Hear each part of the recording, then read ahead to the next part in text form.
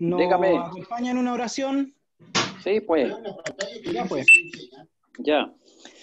Padre amado, Padre Santo, glorioso y bendito Dios, te damos gracias primeramente, Señor amado, por estar reunidos por este sistema, Señor, de Zoom. Te pedimos, Padre, que tu bendición esté con nosotros, Señor, que les des entendimiento a mi hermano Esteban por lo que nos va a enseñar, Señor amado. Tú sabes, Padre, que nunca es tarde para aprender, Señor, y aprender de tu palabra es lo más lindo que puede existir. Por eso te damos gracias, Señor amado, por podernos reunir a través de este medio. Y te pedimos, Señor, que sea de entendimiento para cada uno de los hermanos que estamos reunidos en este momento, Padre. Y ojalá que se sigan uniendo más hermanos. Te damos gracias, Señor amado, pidiéndote, Señor, que todo lo que podamos aprender sea, Señor, de conocimiento para nuestras vidas. Te damos gracias, Padre, en nombre de Jesús, nuestro Salvador. Amén y amén. Amén. Ya, hermanos. Mire, hoy día vamos a pasar esto. ¿Se ve? Juanito, a ver si me podí echar una manito con eso. ¿Se ve? No, porque no lo he compartido. No, todavía no. Espérame. Disculpa lo menso, pero... descartar. La primera, para que salga. ¿Cómo se comparte esta cosa? Tú le pones a compartir y la primera es la que te va a mostrar tal cual, porque las otras son ventanas y no te va a permitir cambiar.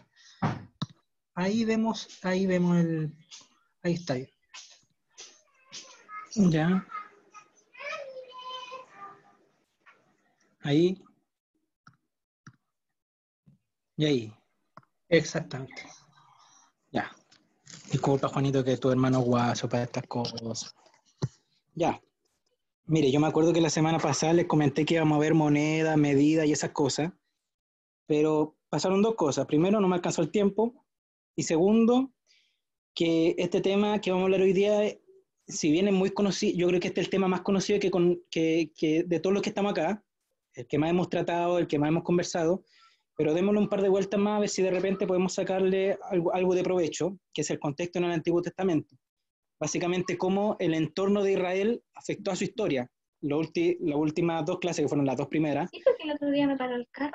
Vimos la historia de Israel, o sea, vimos, por ejemplo, mapas y cronologías de cómo llegó a la tierra de Canaán, cómo fue la conquista, cómo fue que conquistaron la tierra y al final las 12 tribus se unificaron en un solo reino bajo el mandato de David principalmente, Salomón, y después se divide, reino del norte, reino del sur, el reino del norte que prácticamente desaparece, el reino del sur,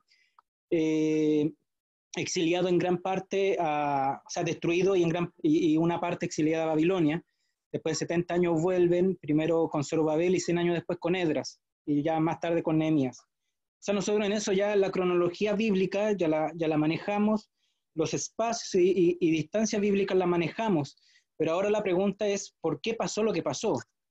Siendo que vimos también la semana pasada que hubieron profecías y que promesas de Dios a Abraham, que parecían haberse cumplido en David, pero que durante el exilio babilónico provocó una introspección judía porque era, oye, ¿qué está pasando acá? ¿Por qué llegamos a esto? Y hoy día, con la ayuda de Dios, vamos a tratar de darle un pincelazo, porque en realidad hay demasiada información y comprimirlo en un solo estudio es prácticamente imposible, pero darle un pincelazo a por qué Israel vivió lo que vivió. ¿Ya? Esto solo a modo de datos freak, por decirlo de alguna forma.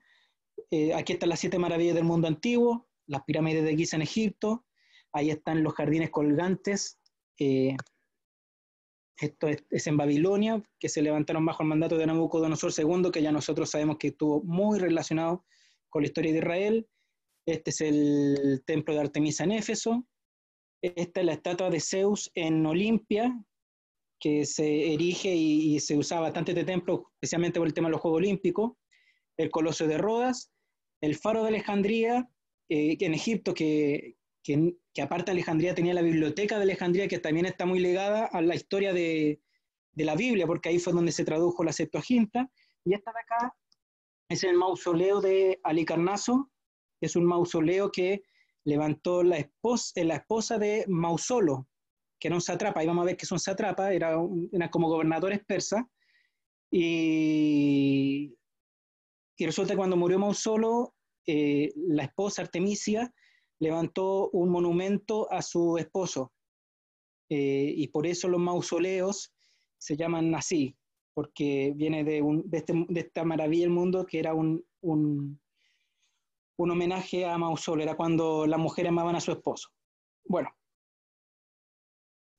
lo primero que vamos a ver, y que influyó bastante, y después lo vamos a desglosar por zona, pero este es un pincelazo más generalizado de lo que eran las religiones paganas en ese tiempo. Esto es historia de quinto, sexto básico, pero ahora asociémoslo a la Biblia. Esto no es prueba, pero sí es necesario que toda esta información que alguna vez nosotros aprendimos de niños, ahora la apliquemos. Características comunes de las religiones paganas. La más lógica y la que primero se nos viene a la mente, muchos dioses. Las religiones, por definición en la antigüedad, eran politeístas. Tenían dioses para todo. Para lo que usted quería, había un dios. Eso era una tónica en todas las civilizaciones antiguas, a excepción del judaísmo. Y después vamos a ver un caso particular, pero muy puntual. Adoración de imágenes, iconografía. Eso quiere decir de que era muy común de que ellos adoraran a los dioses, pero los dioses como una representación tangible, física, visible. En ese sentido, nosotros sabemos, por ejemplo, de que se habla mucho en la Biblia de que adoraban becerros, adoraban toros. Vamos a ver quién eran esos becerros y esos toros. Pero siempre había una representación física de los dioses, por ejemplo, egipcios, tienen forma humana, cuerpo humano, pero con rasgos animales, como por ejemplo cabezas de perro, nosotros lo hemos visto, cabezas de aves. Ya la religión griega, la religión romana, son derechamente cuerpos humanos, pero siempre había una representación física, estatuas, algo que representaba a diferencia del judaísmo, que era anicónica, quiere decir de que no hacían imágenes de Dios, porque de hecho era orden de, pero eso era algo muy común dentro de las religiones paganas, adoraciones a muchos dioses y representados en alguna imagen visible o tangible. Estos dioses eran creados por hombres, a diferencia de nuestro Dios que Él nos creó a nosotros. Estos dioses eran creados por hombres. Y básicamente, ¿qué hacía esto? Los hombres creaban a los dioses a su imagen y semejanza y le daban a los dioses cualidades y necesidades propias de los humanos. Entonces, por ejemplo, vemos a dioses que tenían la necesidad de aparearse y se acostaban con una y otra porque era una necesidad de ellos. Sentían ira y se mataban uno al otro porque había una necesidad en ellos. Sentían, qué sé yo, amor o lo que usted quiere, y se casaban entre ellos. Entonces, era muy común ver a los dioses con necesidades y sentimientos propios del ser humano. Nuestro Dios es distinto, el Dios de los judíos, nuestro Dios es distinto. Él no tiene necesidad de nosotros, Él no necesita nada de nosotros. Él no tiene necesidad, Él es todopoderoso, Él es omnipresente, omnipotente, todo lo que usted quiera. Esa es otra gran diferencia que había entre el judaísmo y estas religiones politeístas. Y esto también era un agregado que hacía que ellos, por ejemplo, dijeran, bueno, si los dioses pueden, bueno, nosotros también. Porque eran humanos, eran dioses, claro, todo lo que usted quiera, eternos, pero eran humanos. Entonces, si los dioses podían, de hecho, habían personas que podían aspirar a dioses en algunas religiones. Otros que subían escalones, por ejemplo, algunos humanos que después de hacer algunas actividades heroicas se transformaban en héroes y derechamente pasaban a la mitología como por ejemplo Hércules y otros tantos que especialmente se daban en la religión romana y griega. ¿Y esto qué hacía? De que, oye, yo puedo ser como Dios algún día, por lo tanto, mis necesidades son aprobadas por los dioses porque ellos también las sienten.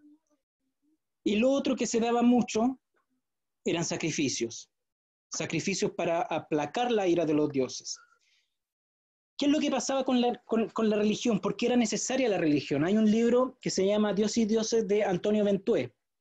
Ese libro parte diciendo que no eran religiones, pero sí prácticas así como sobrenaturales que tuvo el humano, fue el canibalismo, fue una de las primeras ritos sobrenaturales que el hombre hizo. ¿Y qué hacía eso?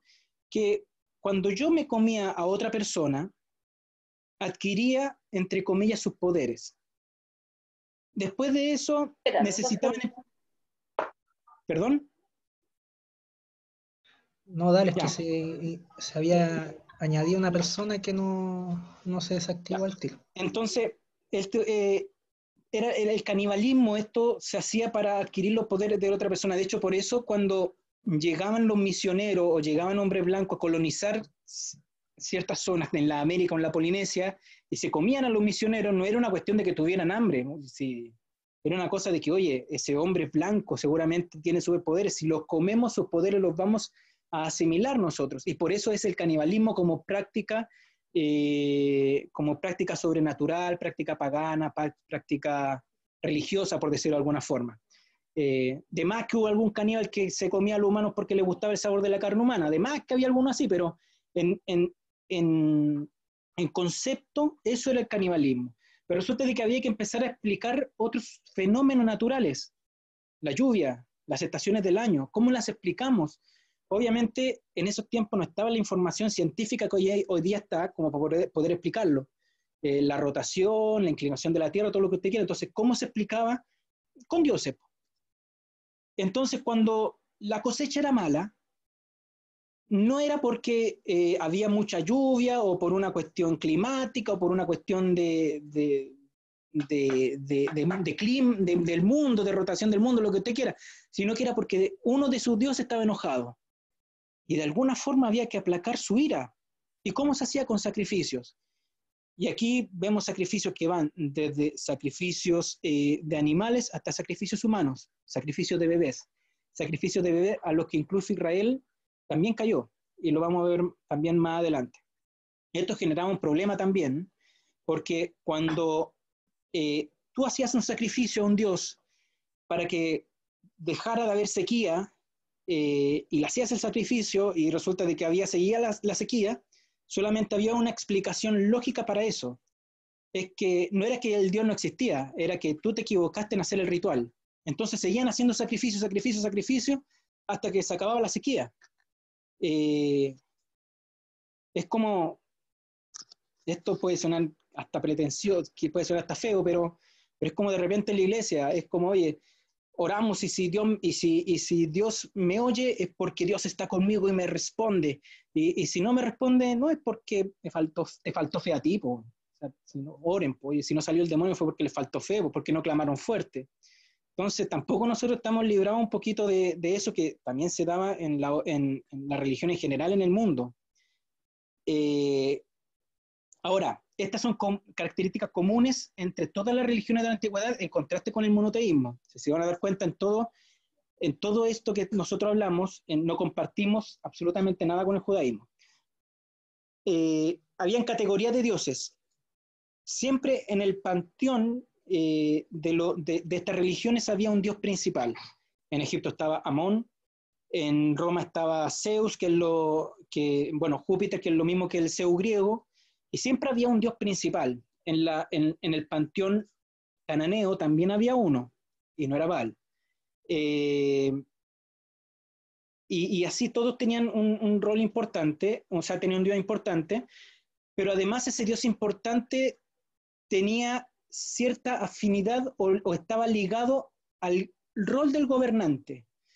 Vamos a ver, por ejemplo, más adelante un escrito en el Código de Hammurabi de cómo ellos mismos se creían el cuento. Entonces, el faraón ligado íntimamente a Amon-Ra, el César íntimamente ligado a Júpiter. Entonces, eran como prácticamente los que... la voz de ellos como los representantes del dios principal en la tierra. Por eso los gobernantes eran muy temidos en esa época también, porque eran representantes de Dios. Es como si a mí me dijeran, oye, es que Dios me dijo, chuta, nada que hacer, pues si Dios te dijo, estamos jodidos. Aquí es lo mismo, o sea, si Amon-Ra le dijo al faraón tal cosa, hoy había que hacerlo.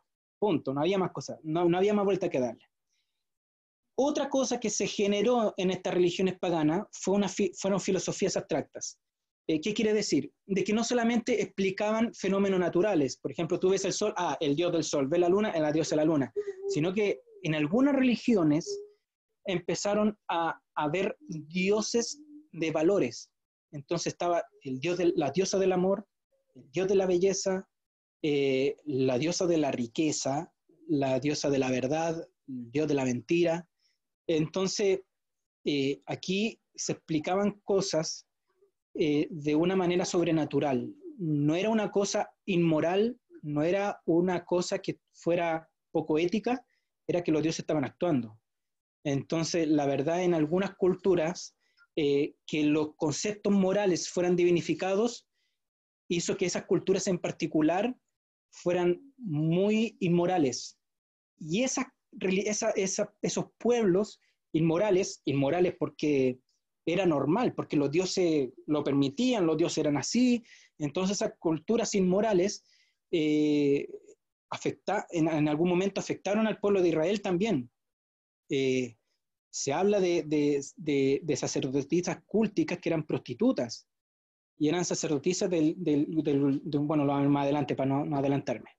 El que le hablaba hace un momento, a pesar de que todos los dioses, de que todos los pueblos eran religiones politeístas, hubo un caso en particular que era el del faraón Amenhotep, que él quitó el culto a Amon-Ra y a todos los dioses y dijo que el único dios era Atón.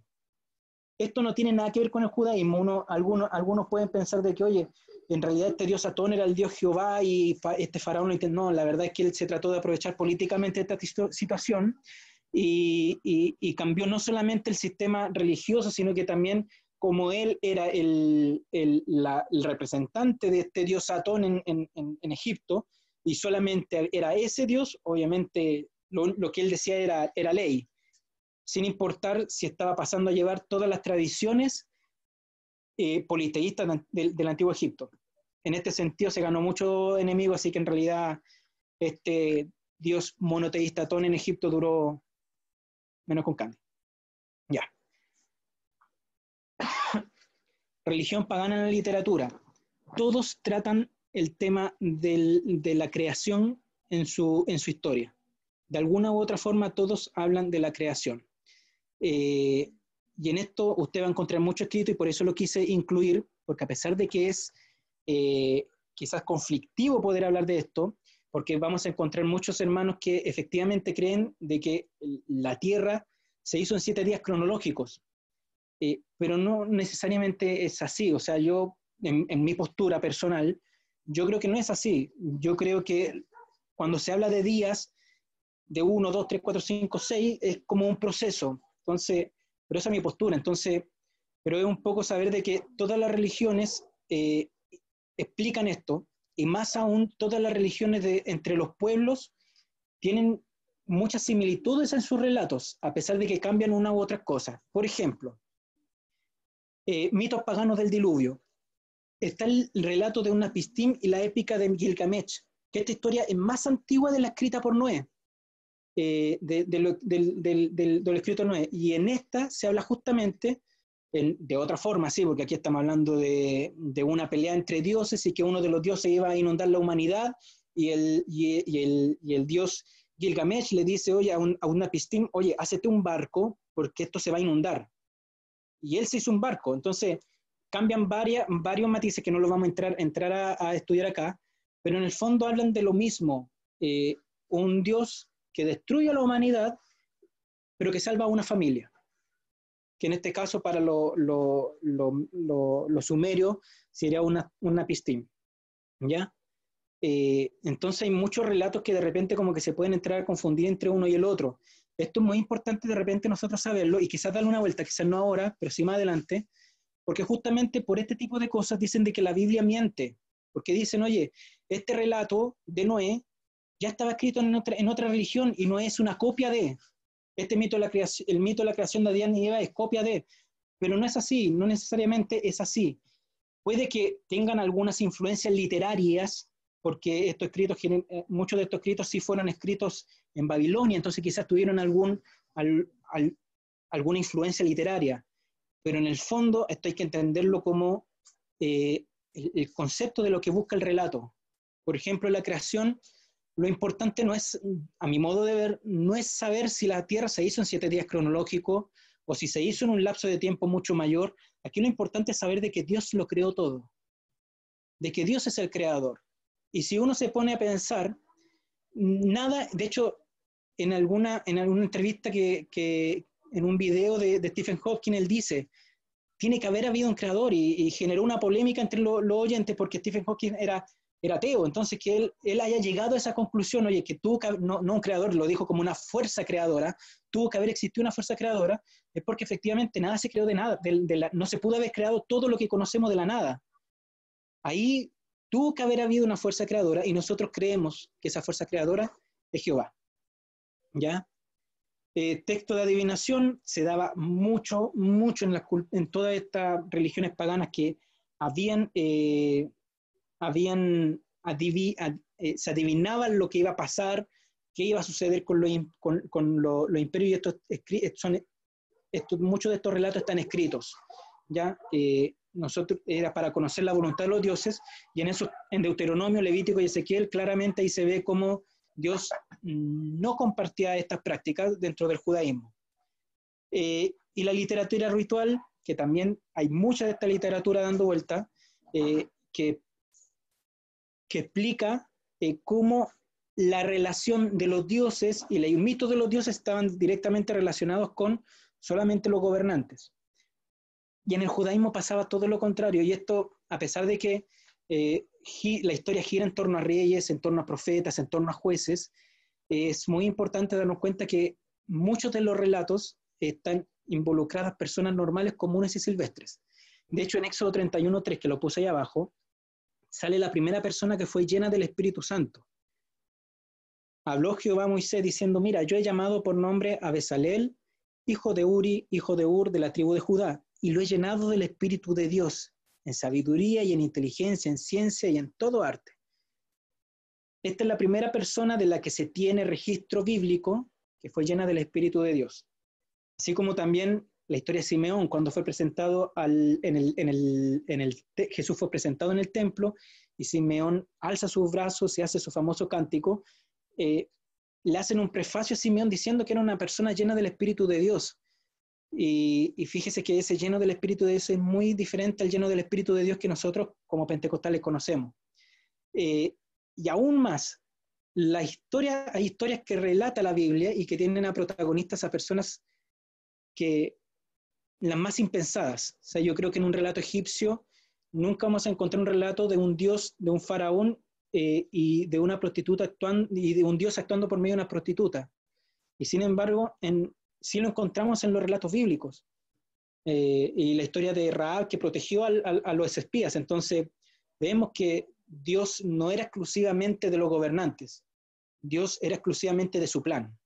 Y si en su plan tenía que incluir a X persona, Él la preparaba para poder incluirla. Esto fue un tip para los predicadores. Todos tenían días santos, y esto sí en realidad hacía una similitud con el judaísmo, porque el judaísmo tiene fiestas, esa sí la vamos a ver la próxima semana, se lo prometo.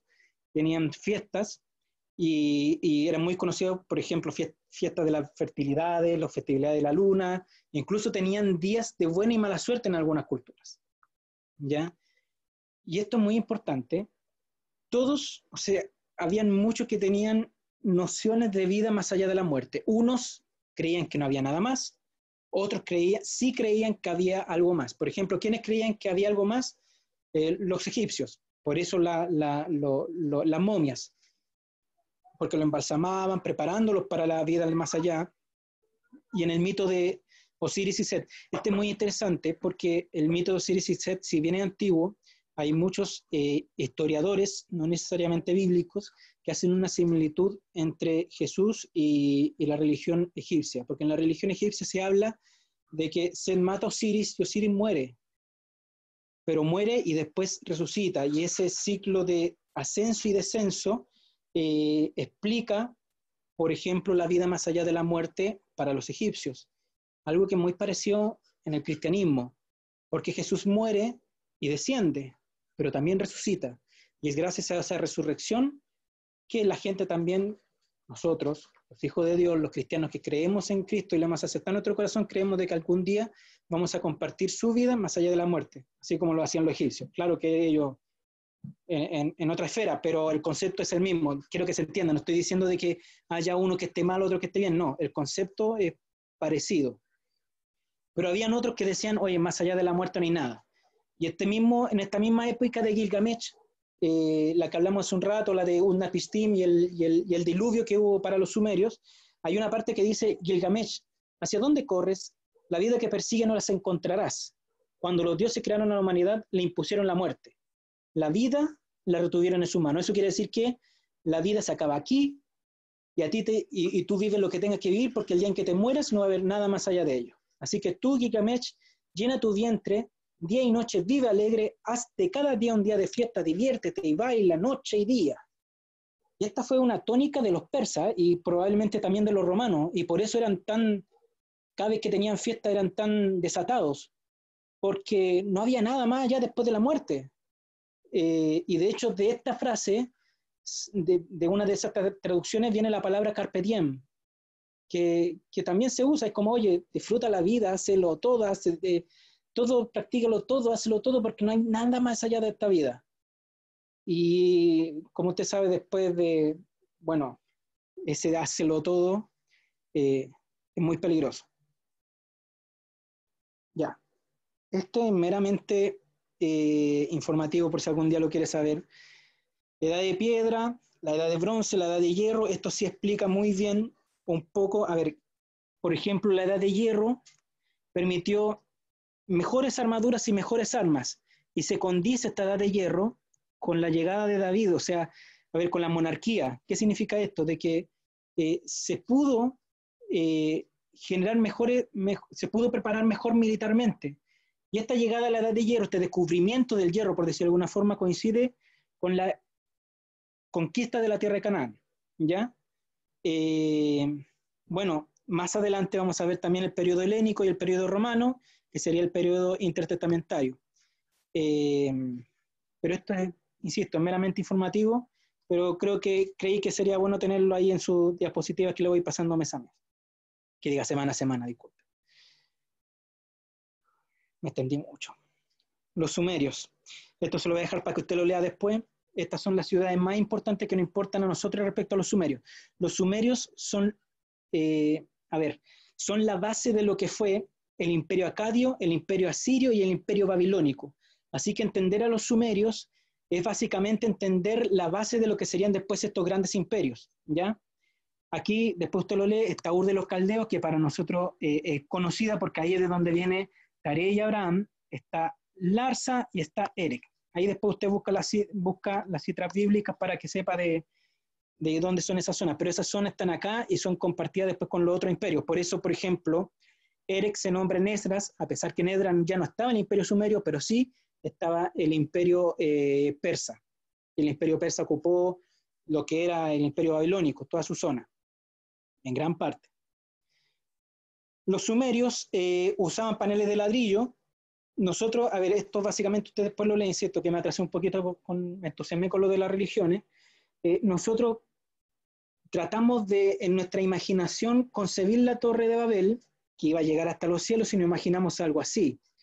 Pero en realidad los historiadores, según una tablilla que se encontró, y según lo que eran los zigurats, que son como las primeras pirámides que se hicieron, que eran de los sumerios, podemos llegar a la conclusión de que la Torre de Babel en realidad era así. No así como la dibujan muchas personas. Era una torre de 2 pisos, escalonada con un acceso, después 5 pisos más, y al final tenía un santuario en la cúspide. Esa era la Torre de Babel, según los historiadores. De hecho, hay algunos restos de lo que podría haber sido la Torre de Babel que coinciden justamente con esto, para que usted más o menos se haga una idea, o sea, de lo que era la torre. Básicamente eso, ¿no? Esto es lo que le comentaba. El Código de Hammurabi fue una de las primeras escrituras que se encontraron, ¿ya? No vamos a hablar del Código de Hammurabi, sí es muy interesante el contenido que tiene, pero fíjese como parte. Yo, Hammurabi, el rey perfecto, entre los reyes perfectos, no fui descuidado ni activo respecto a los ciudadanos de Sumeria y Acadia, a quienes Enlil me los concedió, y Marduk, que era el dios principal de este panteón sumerio, me encargó apacentar. Lugares seguros busqué continuamente para ellos, para los dioses, porque este era el mensajero de los dioses, era el emisario de los dioses, por decirlo de alguna forma. Vencí serie de dificultades, hice que la luz brillara por ellos, con las asombrosas armas que Sababa y Ishtar me confiaron, con la sabiduría que ella me concedió, con la capacidad que Marduk me dio. O sea, imagínese si a usted llega alguien y le dice esto, o sea, oye, este hombre, o sea, si este hombre me dice que me tire el techo después de la media carta de presentación que dice, bueno, no me tiro, pero sí la pensaría. Pero es lo mismo que le dije al principio. Imagínese que alguien dice que Dios me reveló y Dios me dijo de que usted debe dar todo lo que tiene en su billetera como ofrenda. Bueno, es que si Dios le dijo, ¿qué hacemos, po? ¿Se da cuenta por qué ese Dios me dijo es peligroso? Pero así era como esta gente, estos reyes, se ganaron por un lazo de miles de años el respeto y el temor de sus pueblos, ¿ya? Sin embargo, este mismo Marduk, que tanto enaltece Hammurabi, aquí dice, anuncien y proclamen entre las naciones, Jeremías, proclámenlo, levanten un estandarte, no oculten nada, sino digan, Babilonia será conquistada. Aquí está profetizando la caída de Babilonia. Bel quedará en vergüenza, Marduk, que es el dios principal, quedará aterrado. Entonces, cuando nosotros leamos a Marduk ahora en la Biblia, sabremos de que están hablando del principal dios de. Entonces, cuando te dicen que el principal dios va a ser derrotado, bueno, ¿qué queda para el panteón? Hablemos de Canaán. Y yo creo que por aquí ya no vamos a tomar la otra media hora que nos queda. Canaán fue el territorio de los cananeos desde Sidón, acá arriba, donde está cerca del límite sur de Fenicia, en la dirección a Gerar, acá, hasta Gaza, allá abajo, y en dirección de Sodoma y Gomorra, abajo del Mar Muerto, hasta Lasa, por acá arriba. Por lo tanto, esa sección que se muestra ahí, bueno, yo le digo que no AutoCAD, pero por ahí quizá hay algún relieve medio raro que me estoy saltando, pero eso es más o menos lo que sería Canaán. A ver, yo sabía, o sea, esto de verdad es que como un dato muy freak. Yo tenía entendido durante muchos años de que Canaán venía justamente del verbo, como dice acá, de un verbo semita CNC que significa inclinarse, agacharse. Subyugado, humillado, que tiene mucho que ver con la profecía, con la maldición de Noé sobre Cam. De Cam descienden todos estos pueblos cananeos, y justamente Noé, después de lo que hizo Cam, dice, maldito sea Canaán, siervo de tus siervos será a sus hermanos. Entonces, por este versículo, uno podría pensar, sí, es correcta esa traducción. Sin embargo, la mayoría de los eruditos de hoy opinan que Canaán se relaciona a la palabra cuneiforme Kinahu, que nos viene de los hurritas de Mesopotamia. Esta palabra significa púrpura rojizo y se refiere al caracol múrice que se halla en las costas del Mediterráneo. Fíjese, las costas del Mediterráneo sería justamente toda la costa que comparte la tierra de Canaán, y que segrega un tinte púrpura. Y el tinte púrpura era uno de los principales productos de Canaán, y por esto se llamaba la tierra de la púrpura.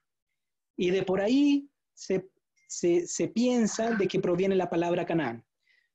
Los fenicios, que se encontraban, como vimos, también al norte, y que estos fenicios eran comerciantes, se caracterizaban por ser comerciantes, usaban el tinte en la industria textil. Es más, la palabra cananea para fenicio es muy similar a la palabra que significa púrpura rojizo. El púrpura rojizo en realidad vendría siendo más o menos como estos dos colores, y eso también explicaría por qué se nombra tanto cuando se habla de telas, se nombra tanto el color púrpura y el rojo. Fíjese, Éxodo 35:25. Además, todas las mujeres sabias de corazón hilaban con sus manos y traían lo que habían hilado, esto son la ofrenda, azul, púrpura, carmesí. En Segunda Crónica dice, ¿mas quién será capaz de edificarle cosas, siendo que los cielos y los cielos de los cielos no pueden contenerlo? ¿quién? Pues soy yo para que le edifique casa, sino tan solo para quemar incienso delante de él.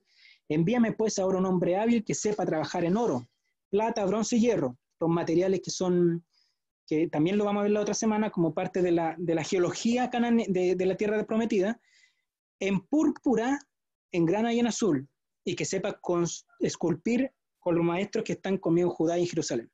Hizo también el velo de azul, púrpura y carmesí. Y en Primera de Macabeos, que ya no me ataque tan rápido, Primera de Macabeos puede no ser un libro canónico protestante, pero es un libro histórico correcto. Judas, que lo vamos a ver cuando hablemos del periodo intertestamentario, volvió entonces para recoger el botín de campamento enemigo y se apoderaron de mucho oro y plata, nuevamente, y de telas teñidas de morado y de púrpura. Por eso habían tantas telas moradas y púrpura, tantas telas moradas y púrpuras y rojizas que encontramos en la Biblia, porque en Canaán ese era el producto, el tinte que había como casi por definición en esa zona. Y dígase de paso, el púrpura es muy elegante, a mí me gusta. Ahora, políticamente, ¿cómo estaba configurada la tierra prometida a la llegada de Josué y de los israelitas? No había un gobierno central.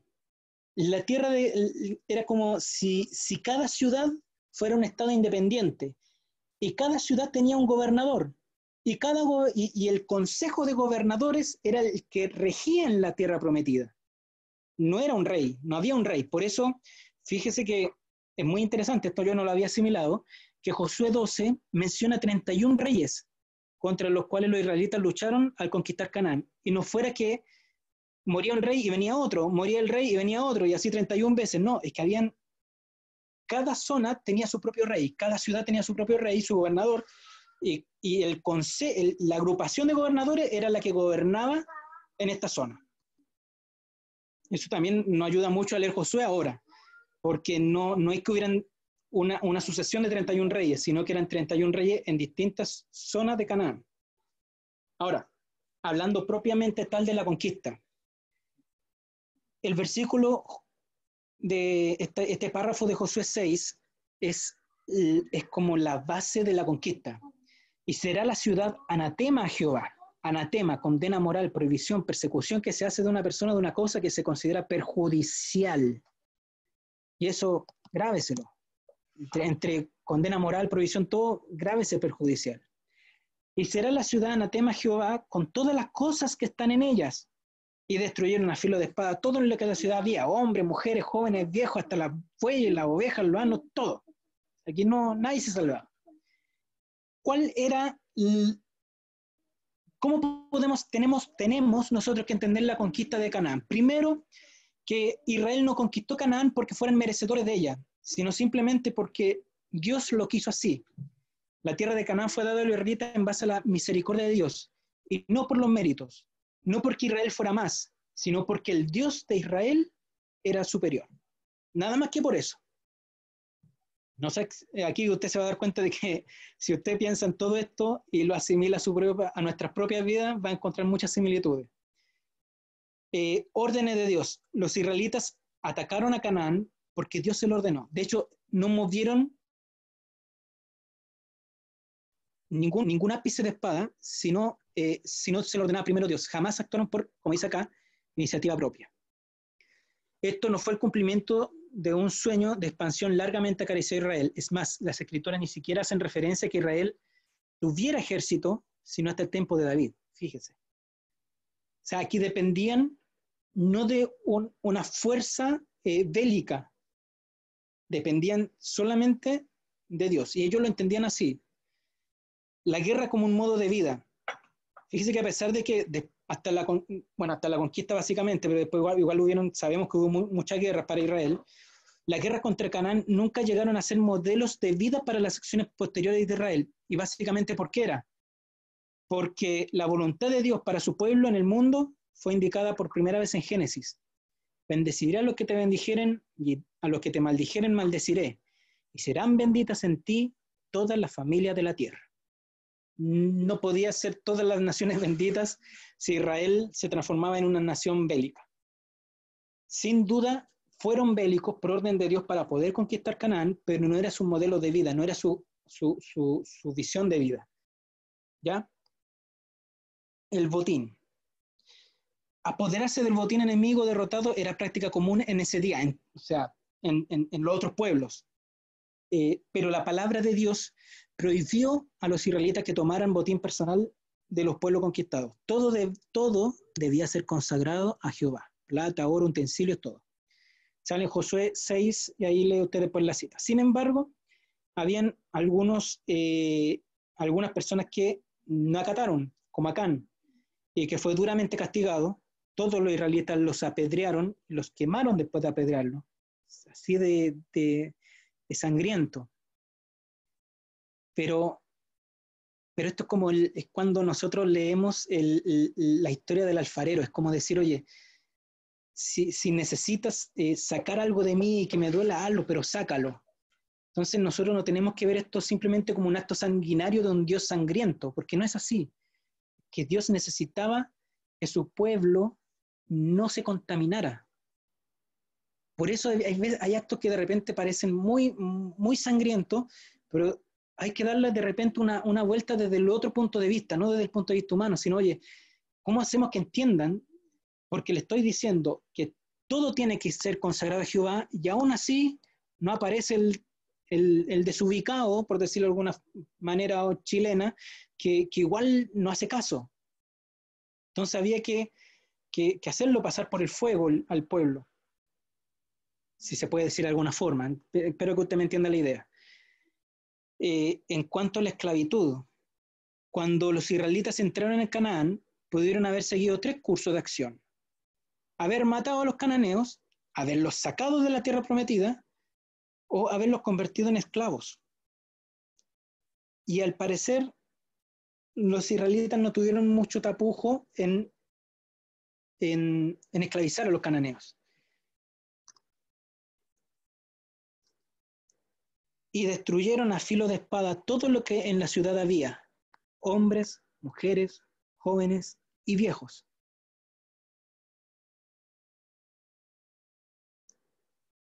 Faraón, el rey de Egipto, había subido, tomado a Géser y la quemó y dio muerte a los cananeos que habitaban en la ciudad. Exacto. Fíjese, estamos hablando de Primera de Reyes. Estamos hablando de la época de Salomón. O sea, hasta esa época habían ciudades cananeas todavía dentro de Israel. Ahora hay otra lista que tenemos que ver. Hubieron pueblos que quedaron en Israel no solamente por capricho israelita, sino porque también Dios lo permitió. ¿Por qué Dios permitiría algo así? Jueces afirma que Canaán fue una nación dejada por Dios, en parte, para probar a los israelitas. Y fallaron la prueba. Sin duda, después de todo lo que vimos en los últimos 2 estudios bíblicos, esta prueba la fallaron. Estas, pues, son las naciones que dejó Jehová para probar con ellas a Israel, a todos aquellos que no habían conocido todas las guerras de Canaán. Y ahí dice quiénes fueron los que se quedaron. Interesante. Y esto, aquí encontramos el gran pero de, y ya se nos va a acabar el tiempo. La Biblia firmemente afirma que la religión y el estilo de vida cananeos eran inmorales. Los cananeos se destruyeron a sí mismos por su vida pecaminosa. Esto es lo que Dios quiso decir cuando le dijo a Abraham: discúlpeme por tanta cháchara, pero en realidad esto es importante que nosotros lo sepamos. Y en la 4ª generación volverán los descendientes de Abraham acá, porque aún no ha llegado a su colmo la maldad del amorreo. Hasta aquí. Dios no le daría la tierra a su pueblo demasiado pronto, esperaría hasta que el mal haya seguido su curso completo. El Señor le dijo a su pueblo por medio de Moisés: no te inclinarás a sus dioses, ni los servirás, ni harás como ellos hacen. Antes los destruirás del todo y quebrarás totalmente sus estatuas. Recuerde que estamos hablando, lo que hablamos al principio, pueblos politeístas, pueblos iconográficos, que tenían varias estatuas, varias figuras que representaban a los dioses, y Dios les dijo: los destruirás del todo. no harías alianza con ellos ni con sus dioses. En tu tierra no habitarán, en tu tierra no habitarán. Y fíjese, no sea que te hagan pecar contra mí sirviendo a sus dioses, porque te será tropiezo. Advertido. Estamos en Éxodo. Están advertidos. Pero fíjese, esto quizás puede parecer un poco irrelevante, pero es bueno que lo sepamos. El dios principal del panteón cananeo, el dios creador, se llamaba él. Él tenía una esposa, que incluso hubo un versículo bíblico que nombramos hace un rato, que era Ishtar, que era la diosa de la fertilidad. Y él, Ishtar, él que estaba representado, muchas veces se la representaba como un toro. Ojo con eso, porque hay muchos versículos de la Biblia donde hablan de idolatrías a dioses con forma de toro, y aún más con dioses a forma de becerro. ¿Quién era el becerro? ¿A quién representaban como un becerro? A uno de los hijos de él, uno de los dioses principales y quizás el más idolatrado en Canaán, Baal. Baal era el dios más idolatrado por los pueblos cananeos y estaba representado por un becerro. De hecho, el toro y el becerro eran íconos muy antiguos dentro del panteón cananeo, y eso explicaría por qué el becerro de oro que hubo en el desierto que hizo Aarón cuando estuvo Moisés recogiendo las tablas de la ley, que permitió Aarón. Y este dios, Baal, tenía un hermano, Yam. A estos dos dioses tenemos que guardarlo en la retina. Y este dios Baal tenía una esposa, que también tenemos que tener mucho ojo con ella, que es Anat, que no solamente era la diosa de la guerra, no solamente era bélica, era diosa del amor y de la sensualidad. Y también en algunos libros leí que era la diosa de la belleza. O sea, era bélica y además era hermosa. Se parece a una que no voy a decir su nombre, pero está sentada muy cerca mío. Entonces, esta Anat y este Baal tuvieron 3 hijos: la diosa del rocío, la diosa de las nubes y la diosa de la tierra. Fíjese que estas 3 características están muy ligadas a la fertilidad de la tierra. Pensemos en los cananeos, y no solamente en los cananeos. Pensemos en el creciente fértil. Mire, todo lo que hemos aprendido tenemos que empezar a aplicarlo. El creciente fértil parte cerca donde está la tierra de Ur, cruza por todo el río Tigris y Éufrates y luego recorre el borde del mar Mediterráneo para morir en el Nilo. Y este borde del mar Mediterráneo es parte de la tierra cananea. Era una tierra fértil para lo que era la zona, o sea, para estar rodeado de desiertos por todos lados, al sur y al norte. Estamos hablando de una zona fértil. Pero aún así tenían sus tiempos de escasez. Eran principalmente pastores, se dedicaban a la ganadería, pero también se dedicaban mucho a lo que es la agricultura. Entonces para ellos era muy importante la fertilidad de la tierra y los ciclos de estaciones del año. Por razones lógicas, o sea, por cuestiones obvias, para que las plantas, para que la cosecha florezca, necesitamos tierra fértil, que haya un clima fértil, que haya lluvia, que en su época, y también que las estaciones del año fluyan correctamente, que hayan estaciones lluviosas y estaciones soleadas y no sequías prolongadas o heladas prolongadas. Y por eso eran muy importantes los ciclos de fertilidad de la tierra y los ciclos de estaciones del año. Y ambos mitos, que como vimos tenían que ser explicados por algún dios, eran explicados en torno a Baal. Y por eso Baal era tan idolatrado en Canaán, porque las necesidades de los cananeos, que eran principalmente en torno a la agricultura y a la ganadería, giraban en torno a este dios.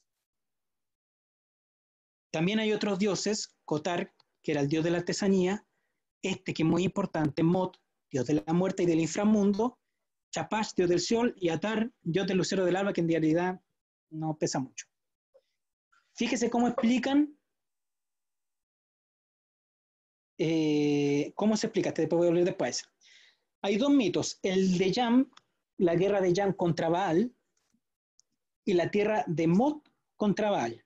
Vamos por parte. La leyenda la historia de Yam explicaría en parte por qué habían épocas de sequía y por qué habían épocas de lluvia. Él, como dijimos que era el dios creador principal, estaba casado con Ishtar y tenía 2 hijos, Baal y Yam. Resulta que Yam un día va donde él y le dice, oye, quiero ser el rey de los dioses, el más pulento de los dioses. Perdón, ya porque alguien después me dice que pulento no es una palabra, el más, no puedo decir chorizo tampoco, el más dios de los dioses, el rey de los dioses, ese era el nombre, perdón, el rey de los dioses. Entonces dice él, ya, bueno, sé el rey de los dioses. Y resulta de que Baal no quiso aceptar a Yam como rey de los dioses y dijo, oye, yo quiero ser el rey de los dioses. Pero resulta de que él ya le había dado la bendición a Yam. Entonces él quería que el rey de los dioses fuera Yam. Pero resulta de que Baal estaba casado con Anat, que además era su hermana. Recuerda de que dijimos en un momento de que el hombre creó a los dioses a su imagen y semejanza, y los dioses estaban muy comúnmente casados con sus hermanas. De hecho, ¿se acuerda que hablamos de Mausolo y Artemisia? Que murió Mausolo y Artemisia le hizo el famoso mausoleo de Halicarnaso. Bueno, Artemisia y Mausolo estaban casados y eran hermanos, así como los de la Udi. No, perdón. Entonces, Anat, que era la diosa de la guerra, va donde él y le dice, no aplasté a Yam, el más querido de él, no aniquilé al dios río, no he aplastado a la retorcida serpiente poderoso monstruo de 7 cabezas, he destrozado a Mot, querido de los dioses de la tierra. O sea, es mucho más extenso, pero yo puse ese párrafo, ¿por qué? Porque termina de hablar Anat y dice que él sintió miedo y de hecho se escondió en su palacio y se escondió de él. Entonces aquí suceden 2 cosas. Primero, Cotar, el dios de la artesanía, le da 2 mazos a Baal, el rayo y el trueno. Y con esos 2 mazos, el rayo y el trueno, que el trueno era la voz de Baal, derrota a Yam. ¡Pah! Muere Yam. Y Anat le dice, después de esa derrota, va donde él y le dice, oye, hace a mi esposo el rey de los dioses. Y él, como tenía miedo de su hija, le dice a Cotar, al dios de la artesanía, que le haga un palacio a Baal. Y Baal le hace Cotar le hace el palacio a Baal, y Baal se transforma en el rey de los dioses, y Baal le va y le exige pleitesía a Mot, que era el dios de la muerte. El tema es que, ¿qué tiene que ver esto con la esterilidad y la fertilidad? Resulta que en otro escrito cuneiforme dice de que Yam le gana a Baal, sucede lo contrario. Y cuando Yam tiene la victoria, sucede todo lo contrario. Fíjese que Yam es el dios del caos y las tempestades. Baal es el dios de la fertilidad. Se explica los años de sequía o los años de abundante lluvia que destrozaban, o de heladas que destrozaban que mataban al ganado, destrozaban las cosechas, era porque Yam vencía a Baal. Y ese escrito dice que Baal con frecuencia, antes de irse del mundo, tiene relaciones carnales con una ternera para proveer un heredero. Parecía que no tenían tapujos en la zoofilia, en hacer zoofílicos a sus dioses. Por lo tanto, tampoco habría que extrañarse que fuera también una práctica común en esos días. Recuerda que dijimos que Baal le exige pleitesía a Mot. Bueno, Mot, como buen dios de la muerte, ¿a dónde va? Dice que no. ¿Ya? Entonces, Mot dice, no vas a ser dios de la muerte, no vas a ser el rey de los dioses, y de hecho, el rey de los dioses voy a ser yo. Y Baal dice, bueno, ante el asombro de todos, Baal, después de haber sido nombrado rey de los dioses por todos los dioses, Mot dice, te voy a comer, y Baal dice, bueno, cómeme. Y se lo come. Mot se come acá a Baal, y él, que era el dios principal, y Anat, que era la esposa, se lamentan. Él entonces elige a Dios, a Atar, que era el dios del alba. Pero resulta que dicen estos escritos de que Atar no juntó ni pegó, no dio el ancho para ser Dios rey de los dioses, y el único heredero que quedaba disponible era Mot. Entonces Anat, que era la esposa y diosa de la guerra, desciende al inframundo y derrota a Mot, y le abre el estómago, y Baal sale de su estómago y resucita. Si Baal triunfa, la tierra ese año será fértil, y los agricultores y residentes pueden respirar con un poco de alivio. Pero si Mot gana, habrá desastres, y la muerte y esterilidad reinarán. Puede ser el año de la plaga de langosta o una sequía. No solamente explica eso, sino que este ciclo de Baal también explicaría las estaciones del año. ¿Ya? Estamos hablando, de diferencia nuestra, de pueblos que vivían de la agricultura y que vivían de la ganadería. Dependían de estos dioses. Y el pueblo israelita no estaba exento a. Habían otros mitos, yo creo que vamos a terminar ligerito. Estaba el mito de la fertilidad. Este es simplemente como un dato, el matrimonio de Yari, el dios de la luna, que era cananeo, con la diosa Nikal, que era una diosa mesopotamia. No había absolutamente ningún problema en mezclar dioses. Fíjese que si mezclaban dioses, significaba de que, oye, tu mitología no junta ni pega con la mía, no importa, casemos a los dioses, metamos a tus dioses dentro de. ¿Se acuerda que hablamos de que hubieron reyes? ¿Se acuerda la tablita que le pasamos en la semana pasada, que hablaba de reyes que fueron fieles a Dios, otros que fueron derechamente idolátricos, que se olvidaron totalmente de Dios, pero hubieron otros reyes que practicaron el sincretismo religioso? ¿Se acuerdan? Lo que dijimos que era el sincretismo religioso y que no había absolutamente ningún problema en que por un lado tú adoraras a Dios, pero también podías adorar a otros dioses. Y era porque era una práctica común. Si tu mitología no concuerda con la mía, bueno, casemos a los dioses, hagamos alguna historia en conjunto y bueno, ya hagamos un crossover y Iron Man con Superman y será, po. Era así. Y también, esto lo leo usted después porque ya se me acabó el tiempo, el nacimiento del Dios bueno y de la gracia. Esta es una historia simplemente por saberla, pero fíjese que estas historias que hablan de la fertilidad, las religiones de la fertilidad, tales como la de Ugarit, que serían las que están en estas zonas cananeas, ponen gran énfasis en la reproducción en la tierra, en las cosechas y en el vientre.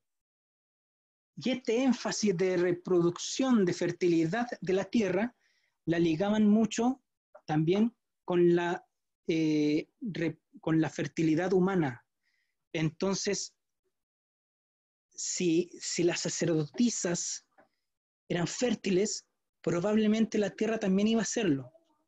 Eso explica las uniones sexuales que practicaban los cananeos con las sacerdotisas. Usted va a decir, ¿esto qué tiene que ver con la Biblia? La Biblia y los textos cananeos usan la palabra Kades y Kedecha, que significan santo y santa, respectivamente, pero un santo o una santa en las religiones cananeas se refieren a sacerdotes y sacerdotisas homosexuales que actuaban como prostitutas. Estamos hablando de Levítico y estamos hablando de Deuteronomio.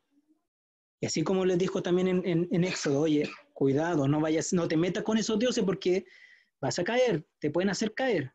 No contaminarás a tu hija haciéndola fornicar, para que no se prostituya la tierra y se llene de maldad.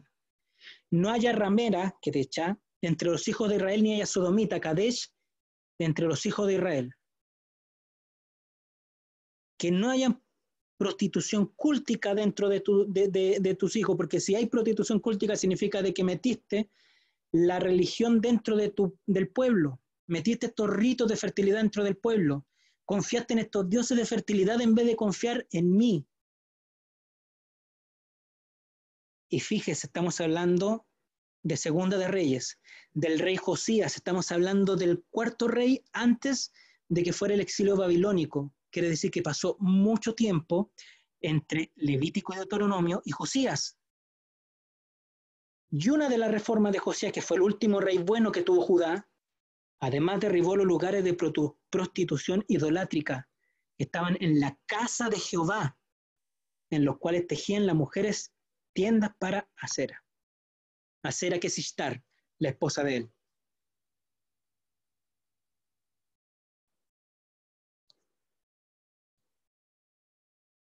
Esto, es como si es colmo, pero Levítico. Estamos hablando de que todavía no llegan a la tierra prometida, estamos hablando de muchas advertencias que Dios hizo a.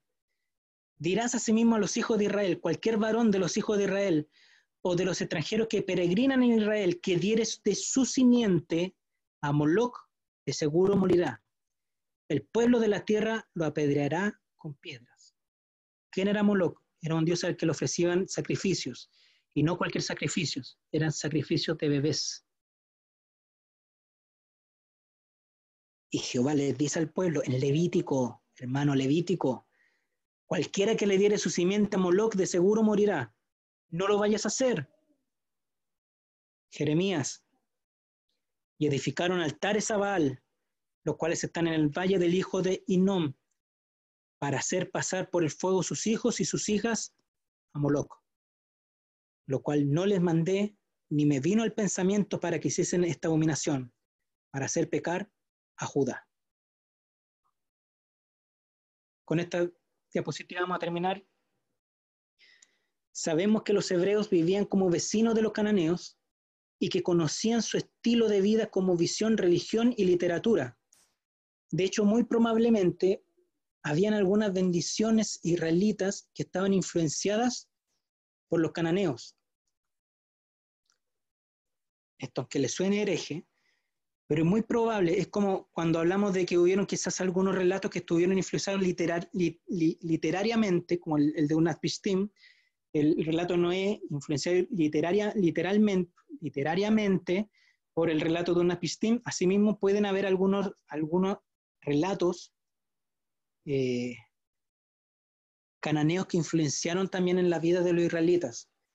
Hay un relato de Anat, la esposa Choriz, la peleadora bélica de Baal, y uno de sus relatos dice: Anat hincha su hígado con carcajadas, su corazón se llena de alegría porque en las manos de Anat está la victoria, porque hasta las rodillas se sumerge en la sangre de los soldados y hasta el cuello en la sangre coagulada de las tropas hasta quedar saciada. O sea, esta mujer era bélica y sangrienta, esta diosa.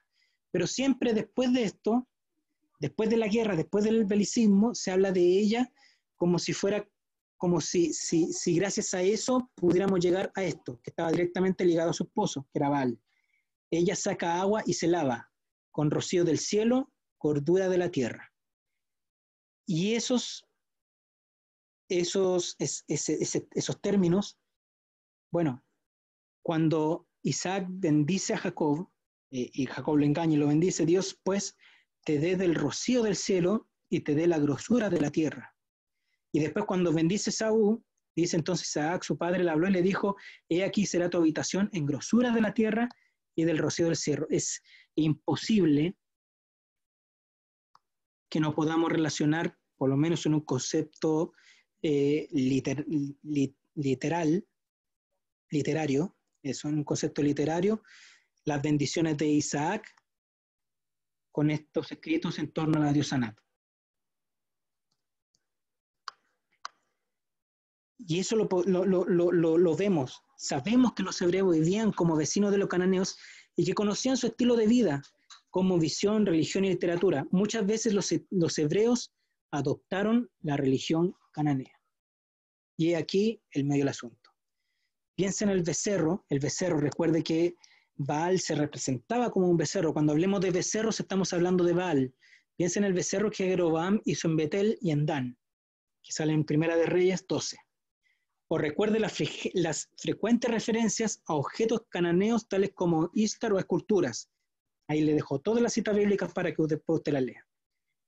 Muchas de las severas advertencias de los profetas fueron una reacción contra los cananeos. Literariamente, y quizá en algunos aspectos sociales, sí, quizás no había mucho problema en que se hubiera ciertas influencias, pero en cuanto a la religión no. O sea, puedes influir en quizá, oye, cómo vaya a plantar la papa, en influir en, oye, cómo usaban ellos cierto utensilio que quizás nosotros lo podemos gustar, pero en cuanto a tu confianza, no podéis transar. Es como o eres frío o eres caliente. O si lo leemos desde el libro de Romanos, o estás según el espíritu o estás según la carne. No hay punto intermedio. Y sin embargo, los judíos, parece que muchos de sus reyes, sean judíos o israelitas, bueno, los israelitas fueron mayormente idólatras, pero también hubo algunos que practicaron el sincretismo religioso. Y aún así, parecía de que, a pesar de todas las advertencias de Jehová en el desierto, lo practicaron y asimilaron a estos dioses y dijeron, oye, no tenemos absolutamente ningún problema en congeniar a tus dioses con el nuestro. Y esto estuvo prohibido por Dios. Para ser fiel a su Dios, Israel tenía que permanecer separado de sus vecinos paganos.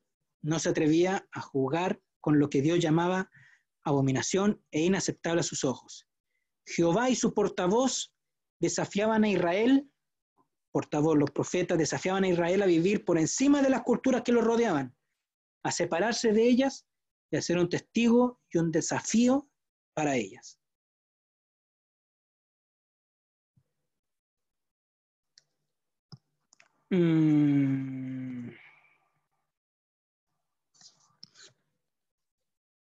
Pero usted sabe cómo terminó toda la historia, ¿cierto?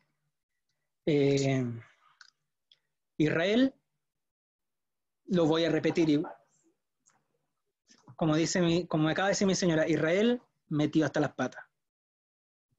Todos los reyes que no eran de la línea davídica, o idólatras, o practicaron el sincretismo religioso.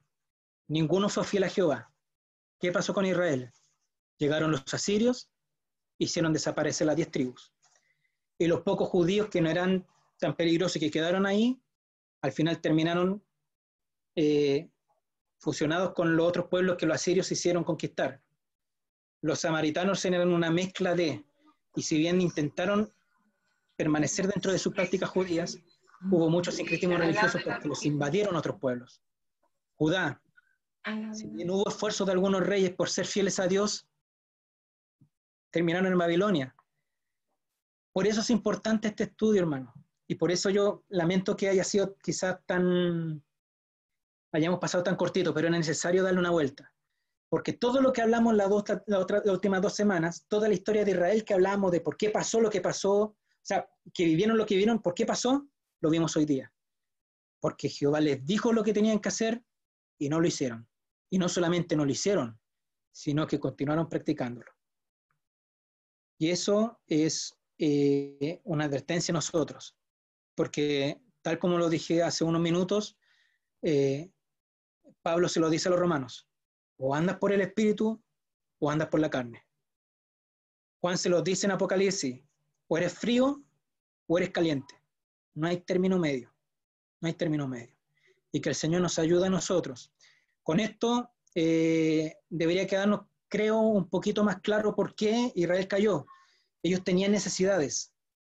Su primera necesidad era sobrevivir como todos los pueblos de la antigüedad, y ellos eran agricultores y ganaderos. Dependían mucho de los ciclos de las estaciones del año, de fertilidad y de sequía, dependía de eso. Entonces, lógicamente, si al parecer, ojo con esto, si al parecer Dios no responde, bueno, miro para el lado, porque si nuestro Dios no responde, quizá el becerro, el Dios de la fertilidad al lado, quizás sí responda. Y por eso es muy peligroso cuando intentamos ayudar a Dios. O confiamos en Dios, o no lo hacemos. Y esto es difícil, aún para nosotros. Yo sé, porque fíjese, en esto pensé, y esto para terminar, yo siempre fui una de esas personas que decían, oye, los israelitas que son mensos, pero ¿cómo? Teniendo tremendo Dios, caen y caen y caen. Y resulta de que miremos nuestras vidas. ¿Cuántas veces nosotros sabemos y conocemos al Dios poderoso, como dijo nuestro hermano Miguel, Dios poderoso gigante, que está con nosotros, y nosotros sabemos y oramos a Él y le leemos a Él y le amamos a Él, y pecamos igual? Entonces, cuando miremos a Israel, la historia de Israel, que también sea un ejemplo para nosotros, porque para que no vivamos exiliados, sino que todo el contrario, podamos llegar algún día a cruzar el Jordán y llegar finalmente a la tierra prometida junto a nuestro Dios, que es lo que esperamos. O sea, al final, todo lo que hagamos en nuestra vida es para llegar a ese momento. Eso. Voy a mandarle la diapositiva, voy a aislarla así porque venía después Egipto y venía otra más, pero no alcanzamos. Espero que le haya quedado algo claro y eso, que el Señor le bendiga a mi hermano. ¿Está por ahí el pastor?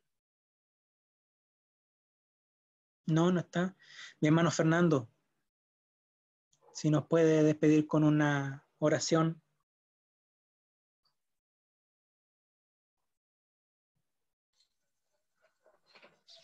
Padre amado, muchas gracias le damos por su misericordia, por su amor, porque nos ha permitido poder, Dios mío, vislumbrar todas aquellas religiones que estaban justamente en la tierra de Canaán y que eventualmente también fueron influenciaron justamente a su pueblo. Y como decía el hermano Esteban, en realidad, Señor, hay que estar en los zapatos de ellos, quizás a lo mejor no vieron otra alternativa y se sometieron justamente a eso, no obstante tener, digamos, establecido, Señor, esa prohibición.